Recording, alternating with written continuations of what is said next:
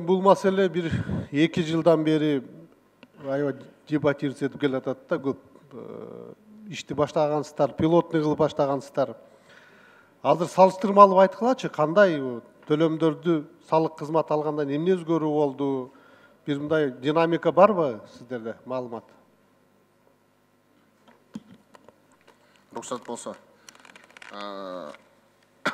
2019 жылы 2018 жылға салыштырмалы 1 миллиард 790 миллион сомға көбірек чоғылды. Фактысы 32 миллиард 432 миң сом түзді. Ал эми ушу жылдын 2 айында эле по факту 5 миллиард 267 миллион сом түштү.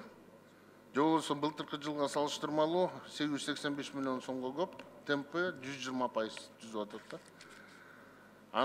Андан тышкары баягы камсыздандыруу төлөөчүлөр баягы салык органдарына отчетторун бир тапшырып атышат.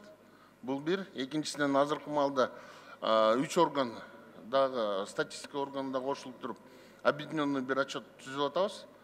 1 ГД деген отчетты кошуп туруп, анан кийин камсыздандыруу төлөмдөрдү подоходный налогдун отчетторун бириктирип, бир отчетту салык органга бир эле тапшырылат. Анан кийин түндүк аркылуу бири-бирибизге маалыматты жеткирип турабыз. Андан тышкары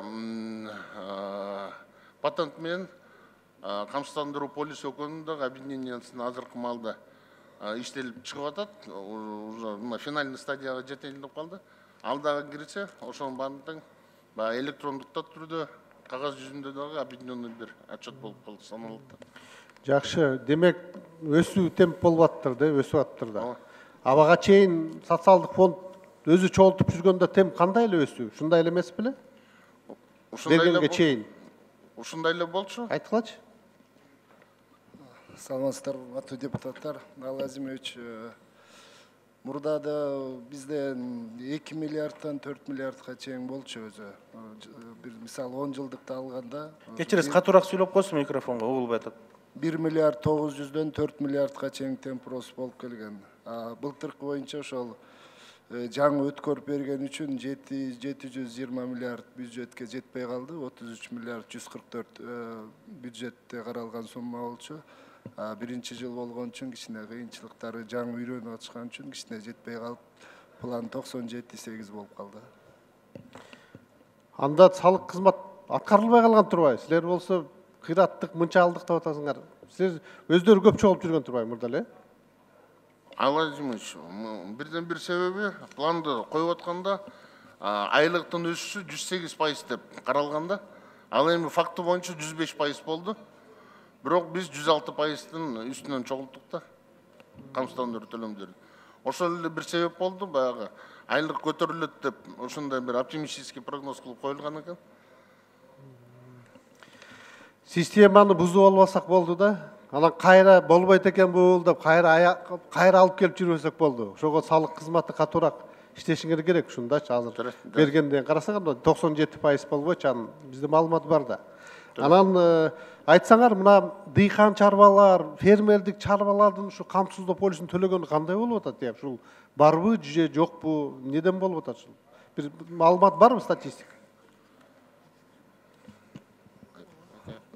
Жер боюнча бизде көбүнчө жакшы төлөшпөйт. Анан пенсияга чыгарда эле бир 10 жыл, 15 жылга бир төлөп коюшат да. Суммасы аз болот, ошого деген стаж керек болгондо гана төлөп атышат да.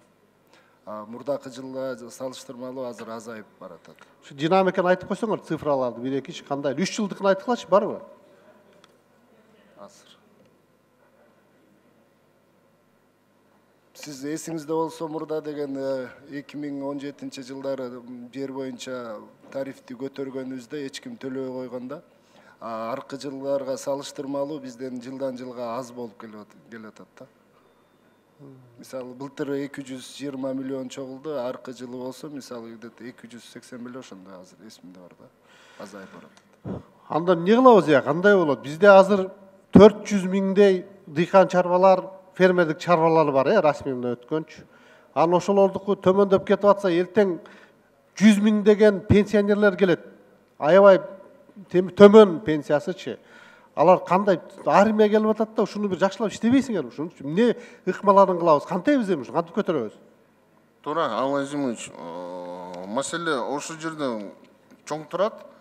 Өзү крестьянских фермерский бирикмелер, хозяйстволор жолуса жеке адамдар пенсияга чыгарда гана келип эле төлөйт экен өз негизи. Бирок биз аны системалык түрдө алганга аракет кылып атабыз. Азыркы мынакей мыйзам долбоору дагы ошого жол берет. Баягы карыздарын салык мыйзамынын негизинде өзүнүн жол жоболорун колдонуу боюнча да. Ошого да Эми ушуга жоопкерчилик аласыңарбы силер? Түзөсүңөрбү ошол системаны? Азыркы маалда ошого аракет түзүлүп атат азыркы маалда. Ошону толук кандуу жыйноого да. Мисалы үчүн камсыздандыруу полистери боюнча темп 1,5 эсеге чукул көтөрүлдү. Баягы охваттычы. Şu салык инспекторлор бүгүн ушу барып кыдырып атат да, көрүп атат ошону. Азыркы маалда мындай кыдырып ошо чогултуунун үстүндө да, мисалы үчүн Дордой базарында башында охват 10%га да жетпегенде охват болуп жүргөн экен, патентке салыштырмалуу. Азыркы маалда биз 90%-тын тегерегине чейин жеткирдик да. То есть бир патент камсыздандыруу полис экөө бири менен бирге да ошого чейин жетип атабыз да азыркы маалда. Эми бул жакшы, мына бизнеске да соцфондко алып каттоодон өтпөй, салыктан өтпөй, бир жерден болгон жакшы мындайчы келечеги. Бирок ушуну сиздер мына системаны бузуп албай, ушуну мындан ары улап алып кетишиңер керек да, өркүндөтүп, системаны түзүп туруп, эртең анан жоопкерчилик болуш керек. Анан төлөнбөй калып, мына жылдан жылга төмөндөп атат, калып калбат.